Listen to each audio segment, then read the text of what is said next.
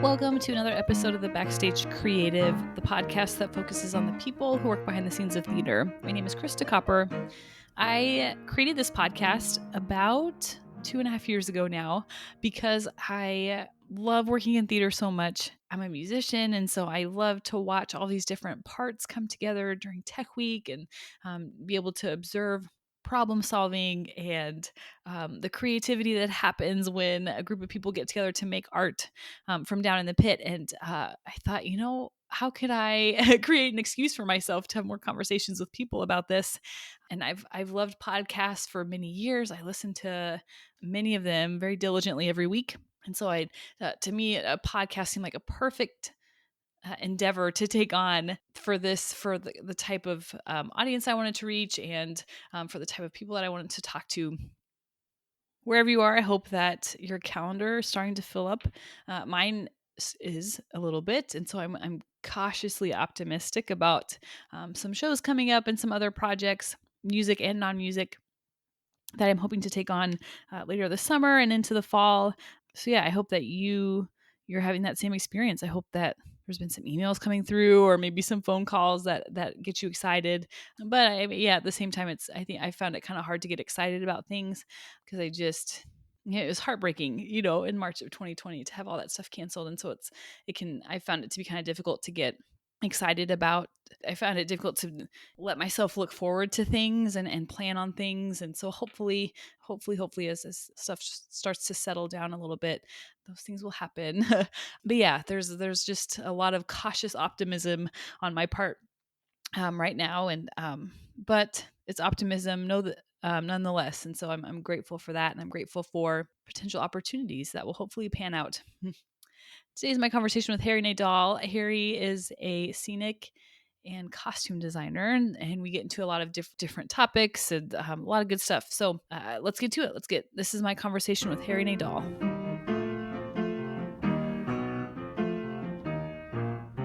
Let's start with your background, where you're from, how you got into theater, where you went to school, if you went to school, and maybe some highlights in your past that have helped you to get to where you are today. I am originally from San Juan, Puerto Rico. I was born there, and I my interest in theater, I think, was early on in life. I cannot pinpoint what triggered it, but something I might have seen. But I come from a family that was involved in the arts. My mother was a dancer. She is. She's still with us. She is a dancer, and she also painted. The actor Raul Julia was my father's cousin. So through them and other members of the family that are also artistically inclined, I was exposed to the arts very early on. Then I went to the University of Puerto Rico to the drama department and started taking. I always painted as a child. I drew. It's just, I guess, I take it from my mother. I always painted, so that was always a thing I enjoyed. When I went into the University of Puerto Rico, I liked the idea of mixing.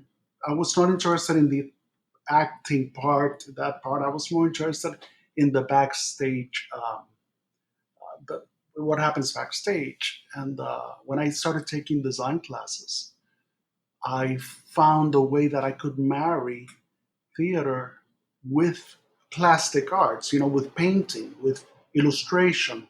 And I thought it was a very interesting combination. And from then on, I said, well, maybe there is something here. So I took all the design courses that the University of Puerto Rico offered. After that, I transferred to NYU, to School of the Arts, and they accepted me. And I finished my BA there, which was a more in the design studio there, which was more specialized.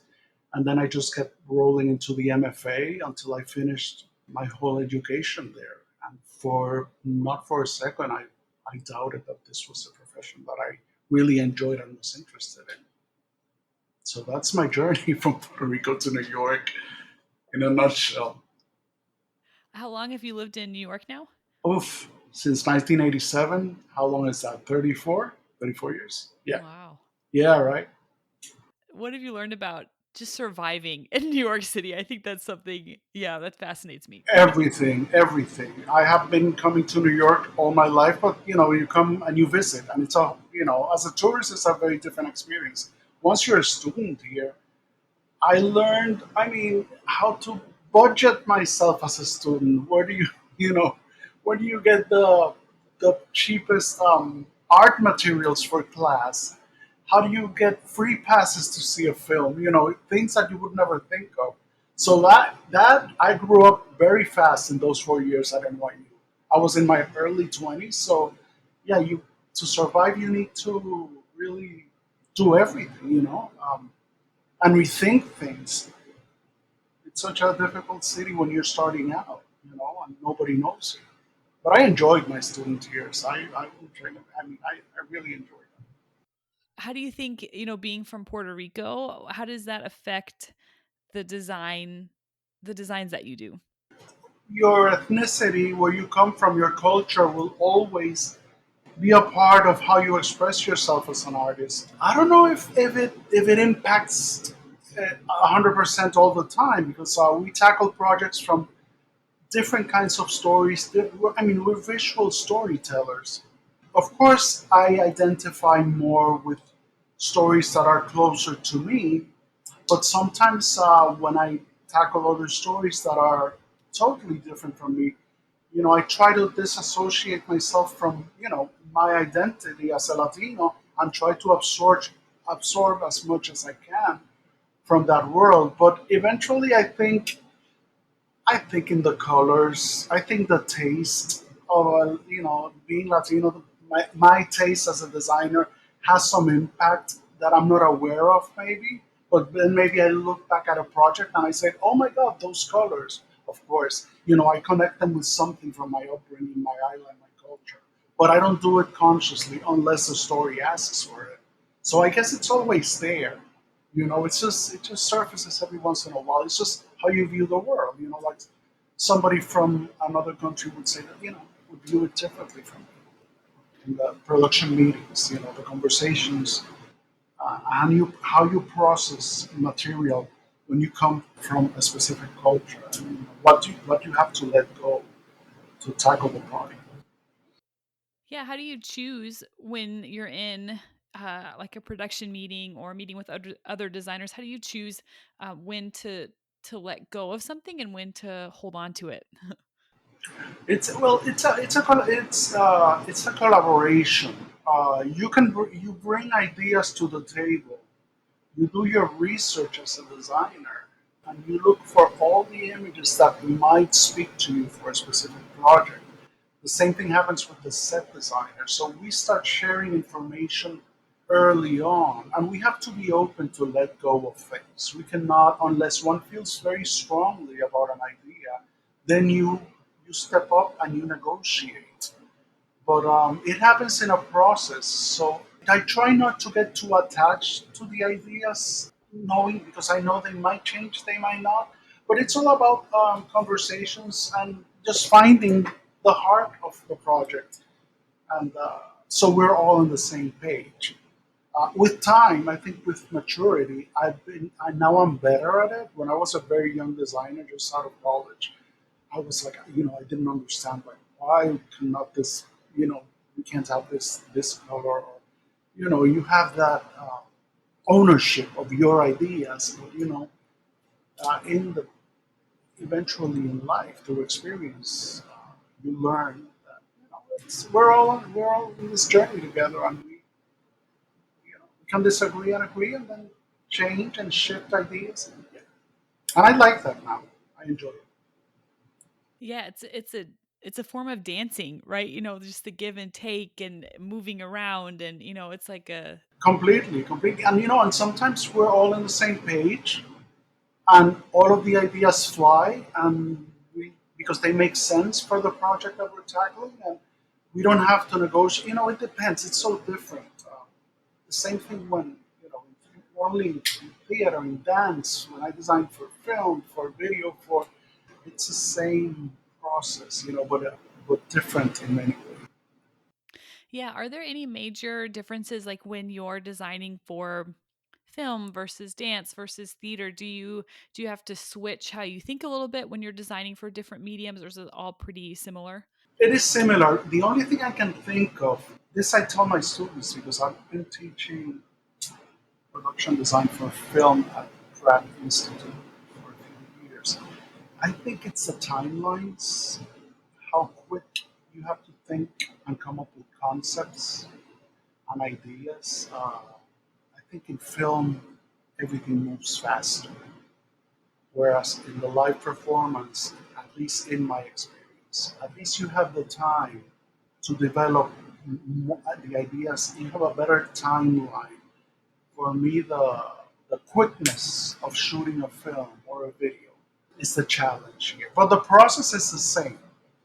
It's that I never feel I have the luxury of time that I have in the live performances. I don't know if that makes sense. That's funny to hear because usually like live performances. It feels like people are like scrambling, last minute to get Yeah. things done. Oh, yeah, yeah. That last week before opening night is crucial. But hopefully, if you have a normal process, I mean, you get there by that time, which is tech week that you're looking at the show under the lights and with the costumes and sets. You are already prepared. All the hard work has been done and finished. So now you're just looking at it. So that's what I mean. The amount of time you have it to put it together, I think, is a bit longer Hmm. than when you rush. When you shoot film. I enjoy both. I enjoy both. Yeah. Mm-hmm. Mm-hmm. Yeah, I'm sure they use your brain, maybe in slightly different ways that kind of helps keep things fresh. Absolutely, because when you have that, when you don't have the luxury of time, not that in the theater you don't have the luxury of, you have the luxury of time. Things move fast too, but in film they do more. I think when you don't have the time you wish you had, it forces you to make choices, artistic choices, and jump in and maybe think of things that you would never think would you have 2 weeks to ponder, back and forth on certain ideas. You have to really make quick decisions and hope for the best, and you have to follow your instincts. So in a way you develop that, listening to your inner voice. You know that if you've done it a few times, eventually in a process like that is very quick and stressful, you can say, yes, that's what I think, yes, and that's what it is. At the beginning, because you've gone through that before. That's at least my experience. You get better at that, making decisions. Yeah, I love the creativity that comes when there's limits, like when there's like a major budget limit Oh, or, yeah. a super short time scale, like just the creativity that comes out of some limits are just amazing. It pushes you, and the budget also. When the budget challenges you in a way, for example, if it changes, all of a sudden you don't have as much as you thought initially. You have to go down other roads that you would never had gone, would you have the money to make it happen. And sometimes you're in for surprises because some brilliant work comes out of those limitations, like, oh, I never thought I could do this and that it would look like that, and I did it for half of what it would have. I've had a lot of those aha moments because of the limitations, and I'm more than pleased with the outcomes. I'm totally surprised by them, so I like that. Mhm. Mhm. Me too. I'm learning to not get, like, oh man, or but just embrace the limitations. You have to, yeah. And at the beginning, I used to complain that I wish I. No, now it's like, this is our reality. We need to make it happen. Let's see how we can make the best with what we have. And yeah, I see it. I like challenges like that. I don't see it as a negative as a designer. Mhm. So you've been doing this for a long time. What has kept you in the industry when, things are difficult or there's a pandemic or, there's nothing on the calendar or you're, scrambling to make rent? What has kept you in the industry for so long? Well, I think what I have gotten better with the years, knowing the industries. First of all, the work every time that the work slows down, all of a sudden it appears. I don't know why, at least in my life experience. There's always something in the horizon that keeps, even if there's a dry spell in our, there's always, I think also word of mouth, the more people that know you, the work flow gets better. I think at the beginning when I was a student out of college, it was very hard because, you don't know that many people. So, giving up or, oh, I think with time, it has gotten better. I've been blessed that there's always something around the corner. And when there's not, I think I've gotten better budgeting myself and looking towards the future and planning for when things are not that active. That I didn't do that before when I was much younger. I've gotten better at that, at organizing myself, financially and in every aspect. So when that comes, but giving up, I mean, never crossed my mind. I just survived, with getting better at all that I just mentioned. I handle it very well now. Yeah, I think there's almost like a level of faith that you have to have to Yes. survive in this industry. Yeah, and also the work. If people are hiring you, that's a good sign. So I listen to that. If I'm getting work, it's because I must be doing something good. So I hold on to that, and I think perseverance in this.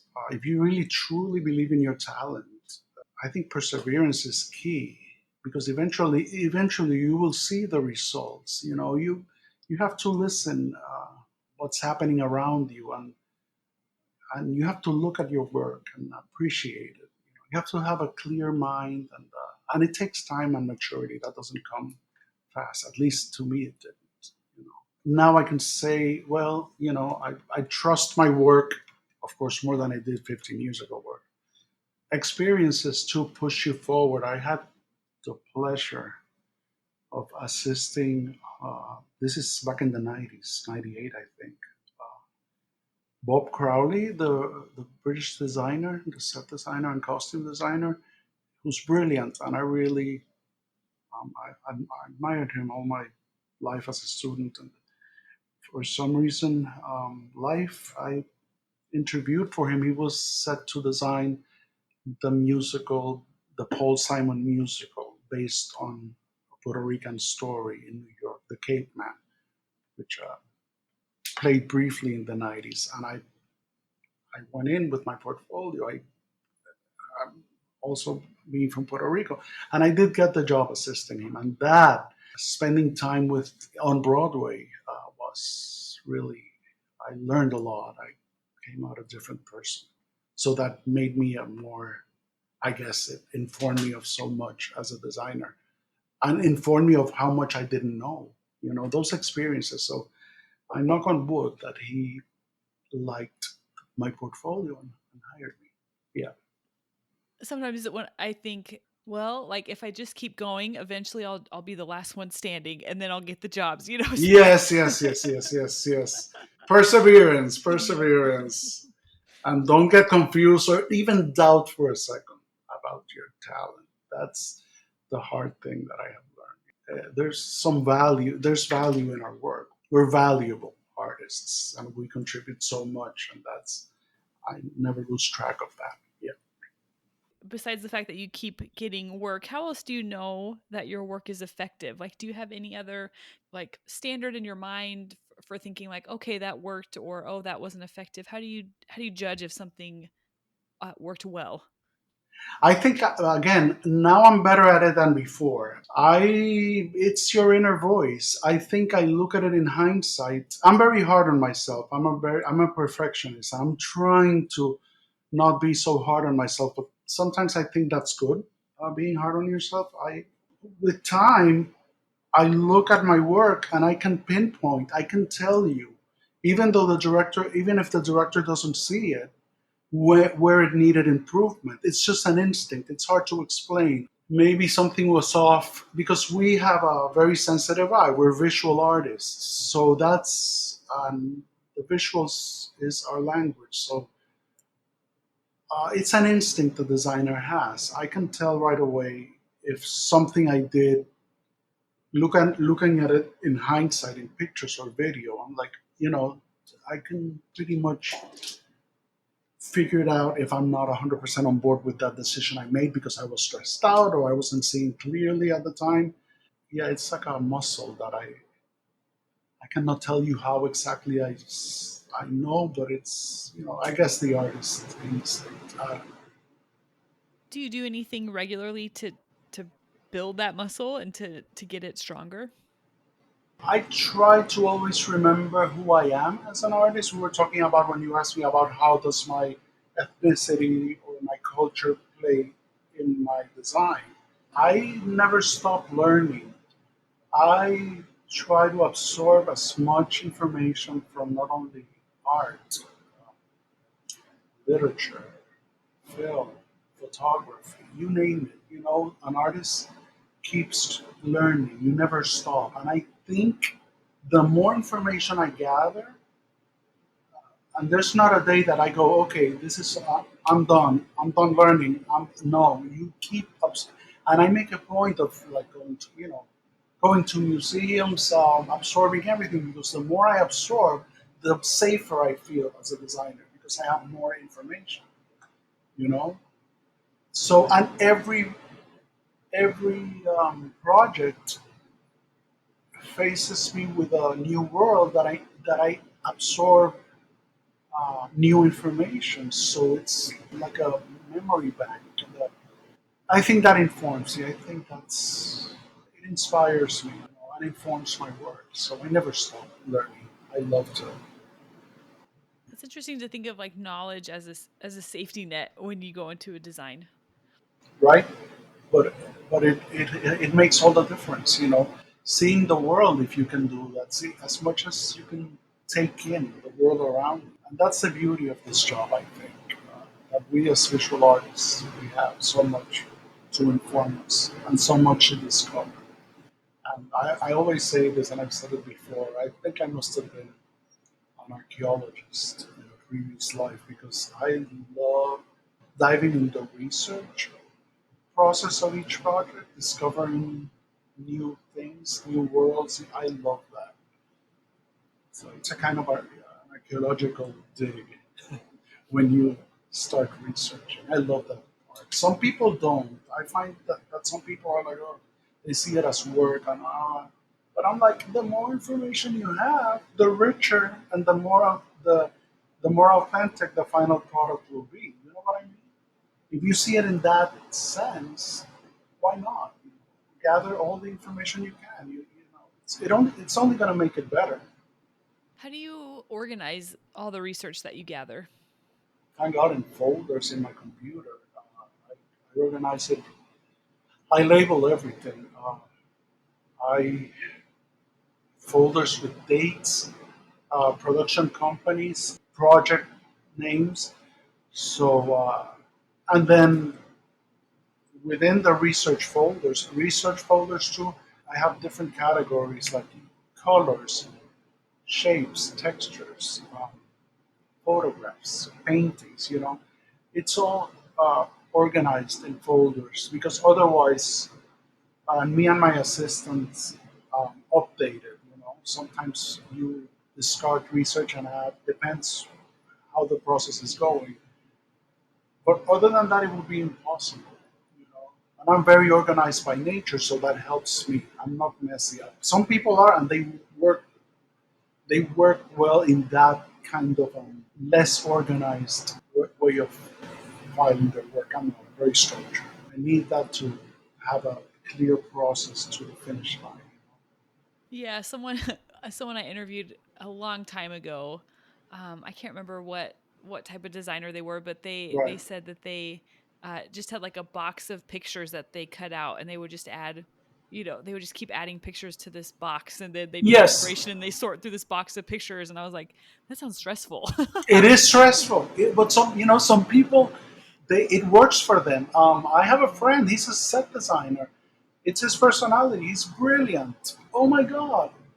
I was like, I could never come up with an idea because he's not the structured kind. But he keeps that away from the directors. It's his personal process. Mm. And I walk into his apartment and it's pictures, and everything mixed up, but he knows what he's seeing. And then, of course, when he presents it to the meeting, he organizes it a little bit, and then the product is brilliant. Without structure like that, I don't think I could come up with even good ideas. So, I think we're all very different. And the same thing, he sees me working and he's like, well, that would be a different thing for me to tackle. I don't think, and I'm like, because you're you and I'm me. Yeah, that's one of the many beauties of theater is that because it takes so many different people, you get all these wonderful combinations of personalities and skill sets, and it's never ending combination of what you can get. Yes. And the endless meetings with the set designer, the costume designer, the lighting designer. I mean, the lighting designer is lighting your colors, so you have to meet with him, and you have to consider things that you might have liked and maybe they don't work for the lighting designer. So you have to change some things about that, or he changes the gels, the colors of his lighting because a new idea has popped into the picture. So it's audiences just go in and enjoy the show. They don't know how much we contribute. I don't. Hopefully they will, or they do. But how much we contribute to the what they're seeing, and how difficult it is to get there. While you have a director running the whole show, and ultimately it is his vision, and it's again collaboration and getting better at it. Only experience, I think. Yeah, I would say that that has been my experience as well. It's just, the experiences that you have, you can't replicate that with any No, like shortcuts or book or college degree. yeah, no, no, no. And it's like I tell my students sometimes that there's no really book of laws, of rules that apply across the board for all film projects or all live performance projects. There's some guidelines, some steps that you do, but each project is different because of, first of all, the story you're tackling and the people involved. So you have to open yourself to different process. They are similar, but you have to be ready for something totally different too, because of the people that are putting it together and how they operate. You cannot close yourself to their process because you work a certain way. That's been my experience. What are your favorite types of stories to tell? They change throughout time. I think now I'm at a point with this whole Latinx, I think they call it, the awareness of diversity. I'm lately been gravitating to stories that reflect at least my heritage, or in some way educates audiences to other cultures like mine, that have a Latino presence, of course. I recently did a show at, is it Baltimore Center Stage. I did the musical Miss You Like Hell, and it was produced by a Latina who runs Stephanie Ibarra, she's the artistic director. Rebecca Martinez, another great Latina director, directed. It's a story that has to do with us in the United States, and I really enjoyed it immensely. And more stories like that at this point in my life, really, I'm very passionate about them. And it just happened while I was working it. I love the music and I love the story, but something clicked in me, and I'm like, of course, because I have an emotional connection directly to this story. So now I enjoy those a lot, and I hope more come our way. But that's me. When you are like emotionally connected to a story, does that Yeah, make the design process? How does that affect the design process at all when there's more emotions in it? yeah, absolutely, absolutely. You have a stronger point of view, I think, from the get go. I mean, at least it happens to me when you read something that you totally connect to, you start responding as an artist. I immediately start gathering images. It's like an impulse. I cannot stop. It happened to me recently. I think it was last year before the pandemic. I was designing the costumes for an opera in Chicago. for Chicago Opera Theater, directed by Tazewell Thompson.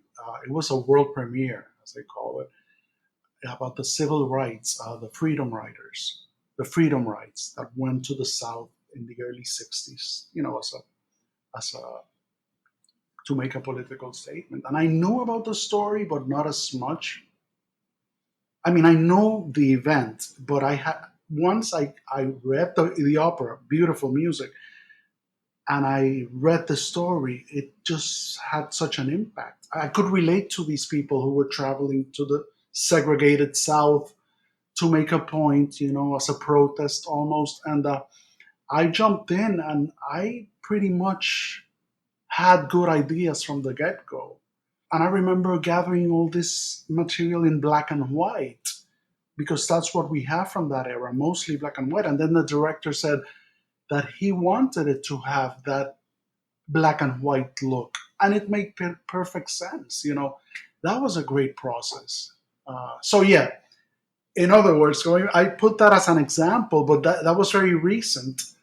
Yeah, I had a very strong reaction to Freedom Ride. I loved it. Yeah. Yeah, I found like as a musician, when I really Yes. connect with a show, like I think of like a chorus line, like just Oh my God. how Yeah. much that like I emotionally connected with some of those stories of the people on stage. Like it was amazing to play, but it was also more draining because Yeah. then, you're putting more of yourself into it. And so then you put more into it because you can relate to it more. And so I think, yeah, it can also be a little draining.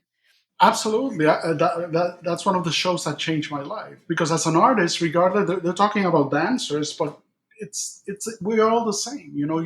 You totally relate to their stories. Beautiful. Yeah. Hmm. Hmm. I wish that's one that's in my bucket list. The chorus line. You never know. Yeah. Yeah. Yeah, I would do that show. I mean, maybe I shouldn't announce this, but I would do that show for free. Like it's just so so good. And groundbreaking. Yeah. Hmm. Yeah. Hmm. When you're designing something and you get stuck or you just can't think of an idea or it's just not Yep. coming together like you would like it to, how do you navigate that? Even if I don't have the time, I really have to walk away from it. That's how what works for me. I really have to disconnect myself from the project, from and that disconnection helps me when I encounter it. For example, maybe I disconnect from it for a whole day, and then I come back to it at night or the following day. It always works for me when I see it back freshly in front of me, fresh in front of me. When I see it, it triggers again the process of coming up with ideas. I don't know how to explain it because maybe when I'm immersed in it a long time, you lose focus. You know what I mean? You maybe because you're tired, you're overwhelmed. You stop seeing things clearly. So I do that. I withdraw, and then I come back to it. And so far, it has always worked. The day it doesn't work, then I'll worry. But yeah, it just like triggers, and then all of a sudden I have like four more ideas, and I'm good. I'm good to go. I'm not stuck. And if I have to stay with it and I cannot disassociate myself from it, then I haven't had that experience yet. I would have to come up with another solution, I guess. It's tricky, when you lose your inspiration and you worry. I think it's interesting how like our brains need a break. It's like we Yes, can't how our brains operate, they can't just focus like that. absolutely. Right now, I'm blessed because we were supposed to open Seven Guitars, the August Wilson play at Arena Stage, right around when the pandemic hit. So of course it was canceled, and now it's happening later this year, and it has given me almost a year and a half to approach it again, and that has never happened. We were starting to build, the costumes and all that, and now I have maybe slightly different opinions on how can I improve some of the ideas. So when we get back together, this year and a half has given me the chance to look at it again and to maybe tweak it a little bit, because when we were doing it's so big, that play, it was overwhelming. I don't know how many changes, how many characters, and trying to focus was very challenging. But now, with this pandemic and this downtime, I went to it through it bit by bit. So hopefully, I'll be able to apply that at the end of the year. And I don't think I'll ever have an experience like this before that. That you pick up a project later and you've had all this time to look at it again. Yeah, there's going to be some really great art coming out, in the next few months, in the next year or two, because of all the time that we've had to sit with things. I totally agree with you. Absolutely, absolutely. It's going to come stronger too. It's gonna be great. Yeah. Hmm. So as a costume designer, I mean, you're working with actors' bodies, something that's very personal. No matter who you are, I think, we all have little insecurities about our bodies. How do you navigate just working so personally with people's bodies and things that they can't change? Well, I think you have to like people and learn how to communicate with them. I'm the kind of designer that I like to talk to the actor. I want the actor to know that I'm there supporting him. I'm I'm open to ideas. Sometimes actors, and a lot of time, they have great information. So it's a conversation that needs to happen. When we meet throughout the fittings, I think the actor needs to trust you, and I work very hard on that. Just conversations with them, looking at other options, maybe rethinking ideas so they feel, because you want them to be their best out there. I don't think if you come in, like a tyrant, like, oh, this is it, and I don't think that's a way of dealing with that. Because it's different personalities and interesting personalities. Even if it's, I don't know, just to put out an example, of course, if you do Hello Dolly, well, she's going to come down the stairs in a red dress with it, if that's the thing. But also that, even ideas that are, even if it's a musical, an opera, you have to open yourself to them, listen to them. And I've gotten better at that. How much of your designs are based off of initial ideas versus like seeing the actors and seeing what their bodies look like? Does that make sense? Correct. Hopefully, you will have that information early on, but sometimes you have to. I think it's half and half, Krista. You start working, sketching your ideas, and sometimes you go into the creative process, and they're going to be fine with the type of actor you have. And I would say half of the times I'm in for a surprise that needs to change, and perfectly, because it even makes it better because you're honoring the personality and the person. You know what I mean? Mhm. So you just shift that design to accommodate that person that maybe, since you had not met before, you had thought differently. So I love that. I love transforming my ideas if they're not 100% on point with the person that's going to be playing them, to their benefit. It just makes them stronger. The same thing happens when I design sets. It's not only with actors. You design a set, and sometimes then you try to accommodate it to the space, the stage that it's going to be built and all that. But then when you really see the space, I've gone back to the drawing board. I said, wait a minute, this is the space, of course, and then it shifts. It becomes something similar to what it was. It just I think it makes it better. I have no problems uh, evolving my designs in the process. I don't set them in cement. I think you're doing a disservice to yourself as a designer, not opening yourself to seeing the people you're going to dress, looking at the space your set will inhabit. Mhm. Yeah, again, it's like kind of like I mentioned before, it's a dance, a dance between Absolutely. rigidity and flexibility. Yes, yes. Because there's some deadlines, and there's some rules you have to follow, and some things won't change. But yeah. I'd love to talk just a little bit about teaching. I know a lot of people who are in the arts also teach in some capacity. What are some of your favorite topics to teach on? Well, I teach film production, design. That's the subject I teach. But I like not all, but my class is very diverse. Mostly they're film students who are at the same time writers. They're writers and they're film directors too.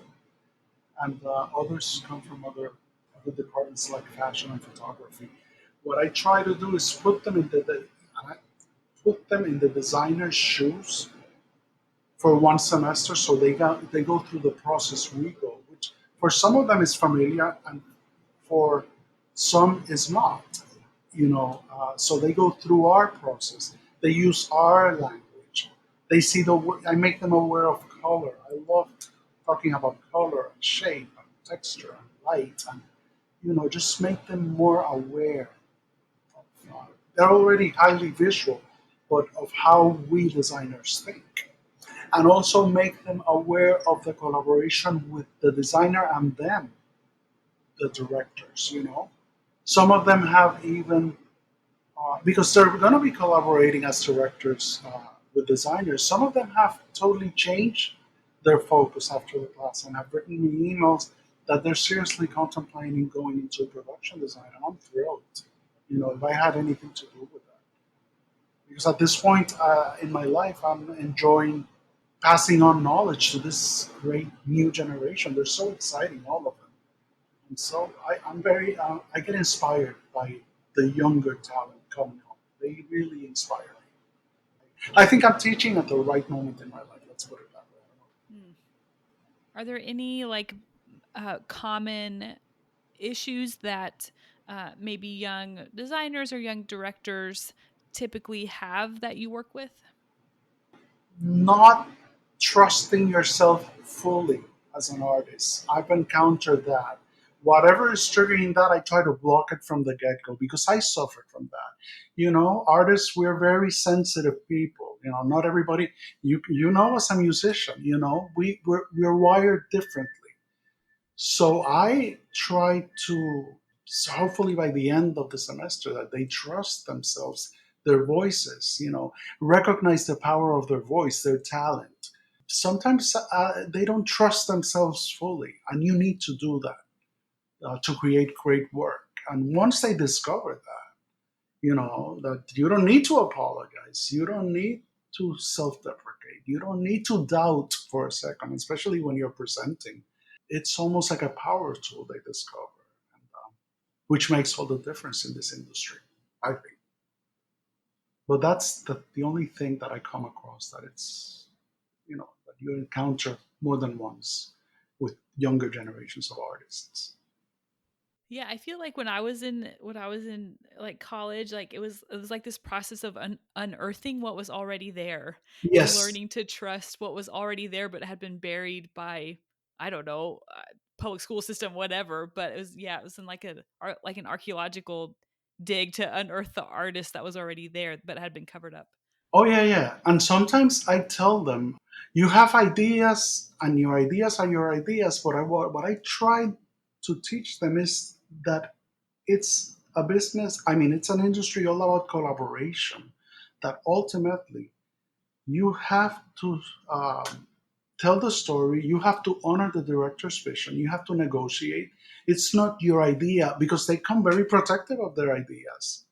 And I'm like, but you have to go through a process. People will expect you to go through a process, and you have to deliver what you're being asked to deliver. Opening up, and it's a challenge for them because they're at such a young age. And some ideas are great and they will fly, and others won't. And you have to, do what you're asked for. That's what you're expected to do. So, in a way, it's a discipline they learn. And I hope, I'm sure in their other classes that we don't work in a vacuum. You know what I mean? Absolutely. Especially in production design, you don't work in a vacuum. Maybe when you're a painter, that's your world. But and they bring that sometimes to the to the classroom, and I'm like, no, listen to the other guys. What are you being asked to do, and what are you showing us versus what you're being. Those little things. They critique each other too. I like that. I put them on the spot so they can listen. That again, you don't work in a vacuum. If you're in a production meeting, the director will have opinions, a producer will have opinions. The other designers will have questions. It's normal. Yeah, being able to take criticism, It's that's so such a skill you hard. got to learn. It's so hard, and not take it personally. Yeah. It's even harder for me. It is. I mean, still, I think that's something we carry with us. Yeah, when you're younger, it's even worse. Hmm. Yeah, Yep, agreed. yeah. Great. So the final question that I like to ask everyone is, what are you excited about right now? I'm excited of getting back to work. I'm excited about going back to that play I was telling you about and finishing it. And there's other projects coming out. I'm excited about. It's just been such a traumatic year, and I think we come out of this experience so different. So I get excited now by everything that might happen in the industry, in the arts in general.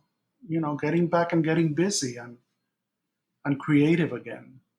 That's what I'm excited about right now. Maybe 2 years ago, it would have been a totally different story.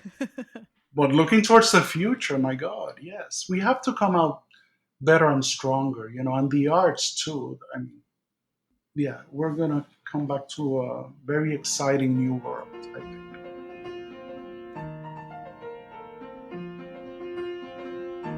The music for the Backstage Creative was improvised and performed by Ian Leroy, and the logo was designed by Carly Wagner.